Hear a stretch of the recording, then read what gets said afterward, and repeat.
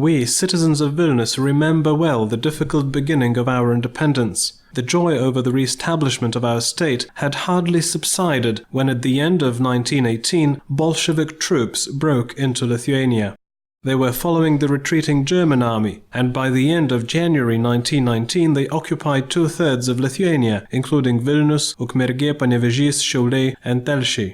3,000 of poorly armed Lithuanian volunteers had to fight against 3 Bolshevik divisions of about 20,000 soldiers.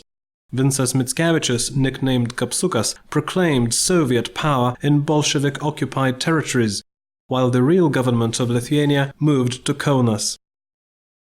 In February 1919, the Bolshevik Pskov division launched its attacks. It was going to take Kaunas and sweep away independent Lithuania again. Small units of the Lithuanian army and units of Saxonian volunteers prepared to defend Kaunas, which was surrounded from the north and the south. The Saxonian volunteers were sent in by the alarmed Germans. The Bolshevik Revolution was threatening to turn westwards and cross German borders. Joint efforts helped beat the Bolsheviks. The first Lithuanian soldier, Povilas Lukšys, was killed in the battle near Kėdainiai, and the first officer, Antanas Juozapavičius, died in the fights for Alytus.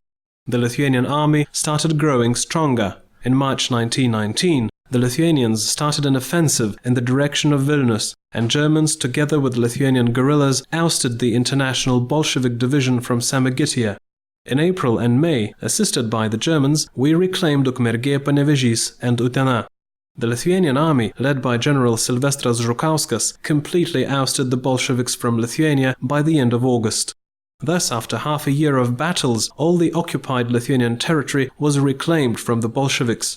But at the end of July, a new enemy appeared: Colonel Pavel Bermondt-Avalov's army. At the height of the Russian Civil War, it was formed of Russian White Guards and German soldiers to combat Bolsheviks, but they preferred looting in Lithuania and Latvia. In October, they attacked the capital of Latvia, Riga, and in Lithuania they took Šiauliai, Biržai and Radviliškis.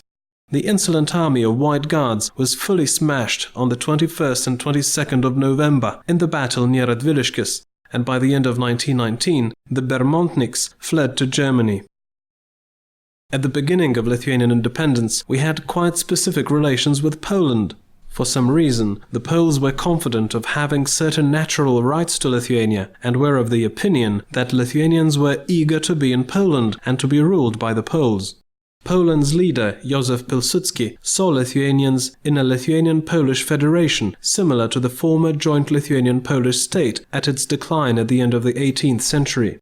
Those illusions were sufficient to provoke real actions.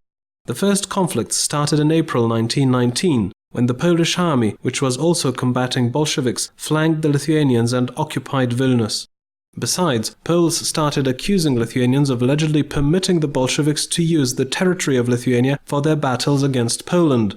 The threat of war increased considerably when the conspiracy of the clandestine Polish organization Polska Organizacja Wojskowa was uncovered in Lithuania in August and September 1919. They were planning to stage a coup d'etat in Lithuania and give authority to such a government that would join the country to Poland. The Lithuanian counterintelligence service arrested about 300 conspirators. The war with Bolshevik Russia was not successful for Poland. The Russian army occupied Vilnius in July 1920, and under a peace treaty with Lithuania concluded in the same year, the Russians gave the city back to Lithuania. Russia marched in the direction of Warsaw, and Lithuania declared its neutrality in the Soviet-Polish War. But soon the Bolsheviks lost a battle to the Poles at the Vistula River, and the Polish army was approaching Vilnius. Irrespective of Lithuania's neutrality, clashes began. With the mediation of the Entente states, peace talks started in Suwałki at the end of September. The Suwałki Treaty was signed on the 7th of October, but as soon as the following day part of the Polish army, having declared themselves mutineers, broke it. In fact, however, the Polish government and Józef Pilsudski fully supported the mutineers, led by Lucjan Żeligovski, who launched an abrupt attack and seized Vilnius. Żeligovski's regiments continued their offensive, but the Lithuanian army concentrated its forces, started a counterattack and beat the Poles near Širvintos and Giedraičiai. The Lithuanians started driving unstrung Żeligovski soldiers in the direction of Vilnius, but at that moment the League of Nations interfered. The battles were stopped and a new demarcation line was set, but the Vilnius region and the city was left in the hands of Želigovskio, that is Poland. That marked the end of the wars for independence in 1919 and 1920. 1,401 Lithuanian soldiers lost their lives, and 2,677 were wounded. Still in the process of formation, the Lithuanian army and its 2 years of battles defeated the Bolsheviks, Bermontniks and Poles, and successfully defended the country's independence.